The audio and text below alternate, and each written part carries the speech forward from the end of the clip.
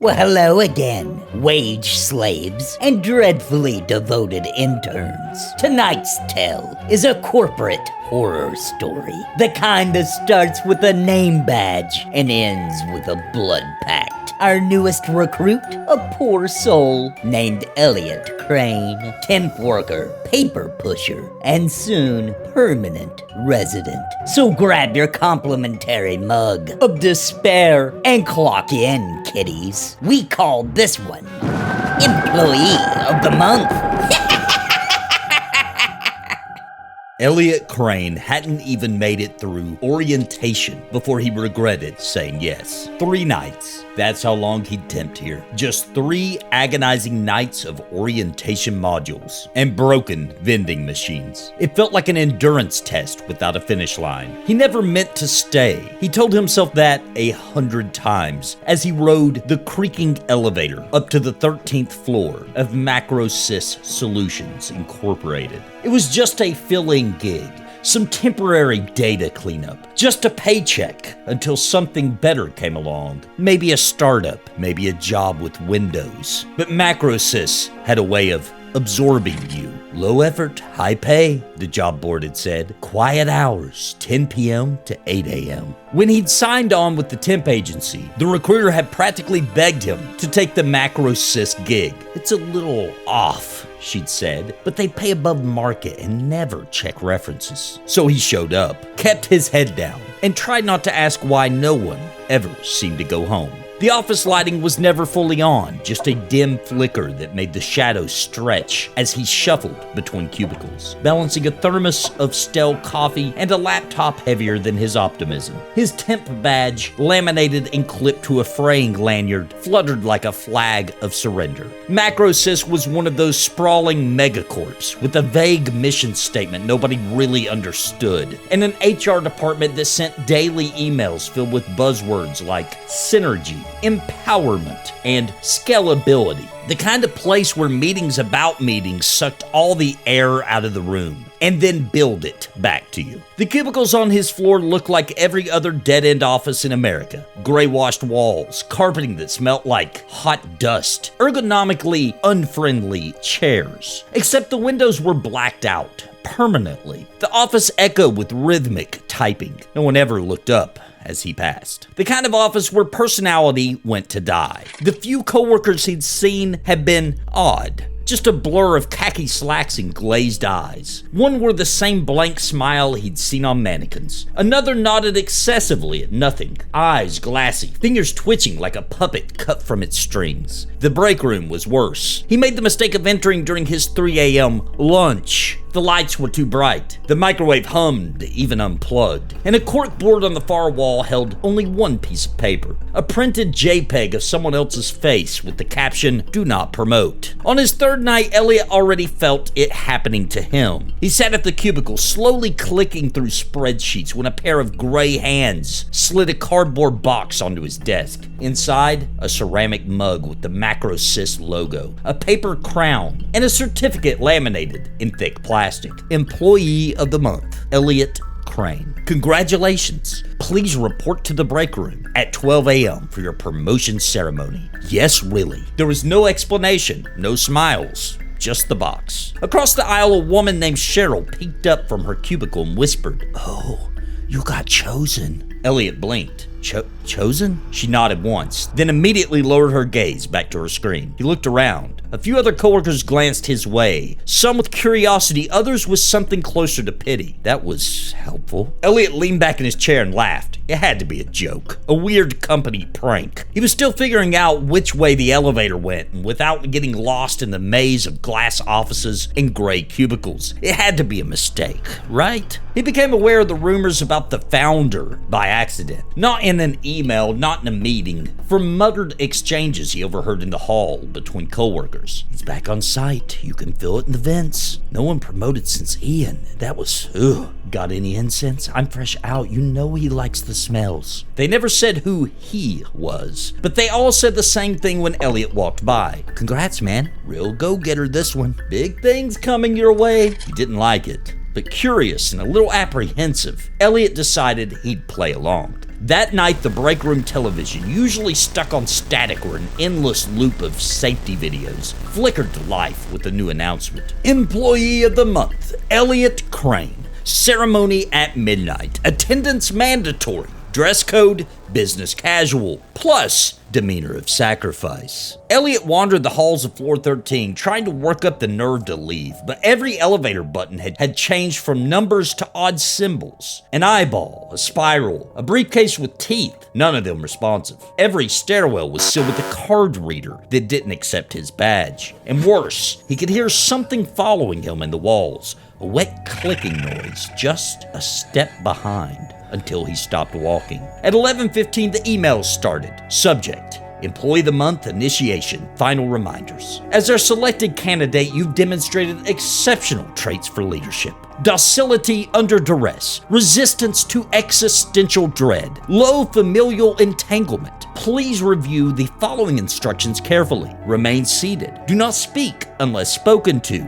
If you smell burning hair, do not react. Should the founder make eye contact, avert your gaze. Offer your hand when prompted. He likes to shake hands. Kevin welcomes you. Smiley face. Failure to comply may result in reassignment. Elliot's heart pounded. Kevin? That was the founder? Kevin? A nervous laugh bubbled up and died in his throat. At 11:51 p.m., the office was dark and silent, save for the persistent click, click, click of a malfunctioning exit sign and the occasional clatter of janitorial carts. The overhead lights dimmed. Elliot stood at the edge of the break room, holding his stupid paper crown, wondering what exactly he was waiting for. A low, steady vibration seemed to pulse through the walls. The nearby copier started oozing toner like blood. Then the microwave beeped on its own. Next, the coffee pot began brewing, leaving behind a scent of burnt grounds that clung like a bad omen. Then the vending machine buzzed violently, spewing out candy bars and other miscellaneous snacks. The door creaked open behind him. It was Cheryl. Her eyes looked glassy, her smile too wide. "You came," she said. "That's good. He hates when the chosen don't show." Elliot frowned. Is this a promotion joke or something, like a hazing kind of thing? Cheryl ignored the question. She placed a tray on the table. On it, a single vanilla cupcake with a candle already lit.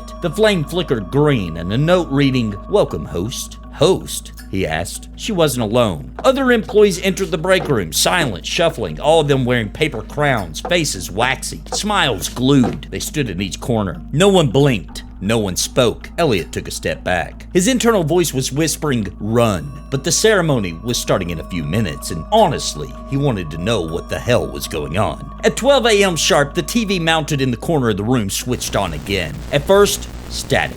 Then, an old VHS-style MacroSys training video, warped and distorted. "Welcome and congratulations to our newest leader," a voice intoned, deep and overly chipper. "MacroSys has always believed in rewarding excellence. You've demonstrated punctuality, loyalty, and most importantly, adaptability." Elliot squinted at the screen. A pixelated image of a man flickered to life, thin, pale, eyes too round. It looked like a corporate founder from the 1800s, preserved in low resolution. The voice then warped like a tape left in a hot car.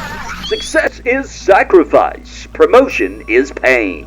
Then the screen darkened, and the break room lights dimmed further. A low humming sound filled the room. The walls shimmered slightly, as if breathing. And from the supply closet in the back, an eerie glow. And then the door began to slowly creak open. He slithered out like he'd never left. Too tall, too narrow, swathed in a suit that hung from him like a scarecrow's skin. Looked less tailored and more like it had been stitched from the fabric of nightmares. His tie was a slow spiral that pulled your eyes inward. His name badge simply read, Kevin, title, founder, / eternal lead strategist. Elliot stared, frozen. He didn't walk. He glided across the room. The founder, as he was always referred to in hushed tones, didn't say hello. Instead, he pulled up a chair and sat with an unsettling calmness. His voice was smooth, dry, and oddly charming. He leaned in, inches from Elliot's face. "You must be Elliot. I've been dying to meet you. You must be so proud.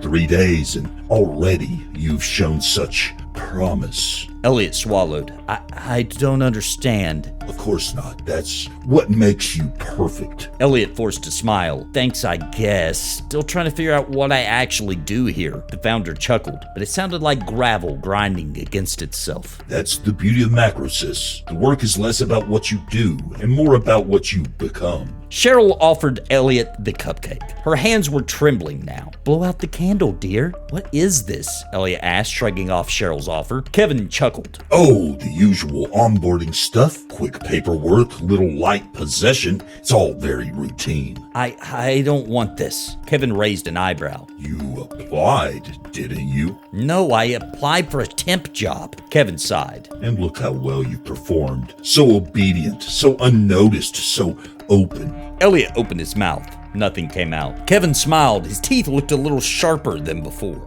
You're our top performer, he said smoothly. Your data logs are immaculate. Your attention to detail, flawless. Elliot muttered, I didn't even know I was doing good. Kevin leaned in, voice low. That's the secret, Elliot. We don't promote you for what you know. We promote you for what you don't know yet. The lights flickered. The other employees began to drone, a low, dissonant buzz like modem noise wrapped in Gregorian chant. Elliot backed away toward the hallway. The walls there were no longer gray. They pulled with something darker, like old blood, behind frosted glass. Let me out, Elliot said. I'm done. Kevin shook his head. Elliot, my boy, that's not how promotions work here. The other employees surrounded him now, still smiling, still reciting. One of them, an old man with a coffee mug, whispered, Where do you see yourself in 5 years, son? Elliot tried to run. The door wouldn't open. Kevin placed a hand on Elliot's shoulder. It was cold. Not cold like ice. Cold like absence. You'll get used to the headaches. Kevin said. And the cravings. What cravings? You'll see, my boy. Elliot sat nervously at the break room table, now transformed with strange symbols and spreadsheets etched directly into its glossy surface. He squinted at one of the spreadsheets titled Soul Quotas 2025, listing employee names, performance ratings, and a mysterious column labeled Essence Yield. Kevin gestured. Please, place your hand on the binder. A massive black binder appeared in front of him. In pulsing red letters, Soul Transference Agreement, form end of month 666B. Along with the company logo, a spiral swallowing a clock. What is this? He asked. Standard stuff, the founder said. Leadership pipeline, core identity realignment, and a corner office with window access to the abyss. I told you I don't want... No, nobody does it first, the founder chuckled. We all start as temps. Elliot reluctantly placed his hand on it. It was warm. Kevin placed his own hand atop Elliot's. As a new employee of the month, you're not just being rewarded, the founder continued. You're being inducted, a vessel for progress. MacroSys doesn't just grow profits, it grows souls. Elliot's throat tightened. He was pretty sure that wasn't in the employee handbook. And that's when the merge began. The founder began reciting an incantation that sounded like quarterly KPIs woven with ancient invocation. His coworkers murmured quietly in unison, reciting phrases that sounded suspiciously like business jargon, but with a rhythmic, chanting undertone. Elliot's pulse quickened. A faint scent of sulfur filled the air, mixing oddly with the stale coffee aroma. Cheryl whispered softly, rocking side to side. Elliot felt something enter.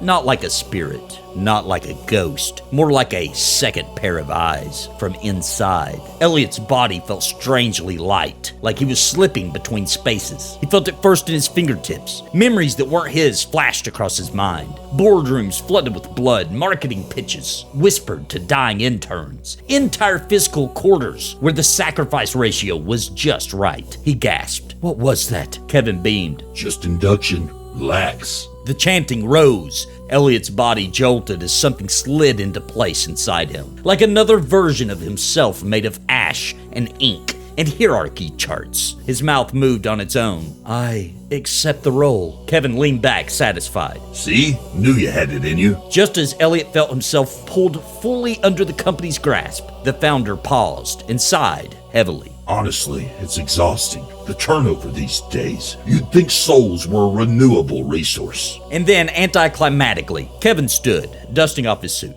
Well, back to the void. Elliot blinked, confused by the sudden shift. What happens now? Kevin grinned. Now, you're in charge of onboarding. I'm going to take a much-needed sabbatical inside your mind. Share the reins, split the shifts. Wait, you're inside me? Kevin patted his shoulder. Corporate synergy, kid. Promotion is less about choice and more about fit. And Elliot, my boy, you fit like a leather glove on a screaming hand. Let me know if you'd like a printed certificate of possession. And with that, Elliot found himself holding his MacroSys mug of lukewarm coffee, staring blankly at a break room, now indistinguishable from any other mundane corporate hellscape. The next night, Elliot sat down at the same desk at 10 p.m. sharp. His eyes were deeper, his smile wider, his posture straighter than before. He wore a tie he didn't remember owning. His hair was combed just a little too perfectly. When Cheryl passed by, she gave him a look. It wasn't quite fear or respect. It was recognition. She placed a nameplate on his desk, Kevin E. Crane. Congratulations again, she murmured. How are you feeling? Elliot smiled. The smile wasn't his. Motivated, he said. Ready to lead. She nodded and kept walking. Inside his head, Kevin chuckled. See? Not so bad, kid. Just keep the productivity up. And if you feel the need to consume raw printer toner, don't fight it. That's me. Elliot tried to speak, but his lips didn't move. You'll get the hang of it, Kevin said. Just think of it as a merger. And remember, next month, it'll be someone else's turn, unless you really excel. When the next temp arrived, Elliot greeted them warmly. Welcome to MacroSys, I'll be your onboarding specialist. The temp looked nervous, and in a voice not quite his. You're gonna do great. Well, looks like Elliot really climbed the corporate ladder. He wanted a job with growth potential, and boy did he merge with upper management. Who knew temp work came with such permanent perks? Just goes to show, never underestimate the power of networking, especially when it's with the netherworld. Until next time, my corporate creeps. Remember, in the cubicle of life, the only thing worse than being underqualified is being the perfect fit. Tales from the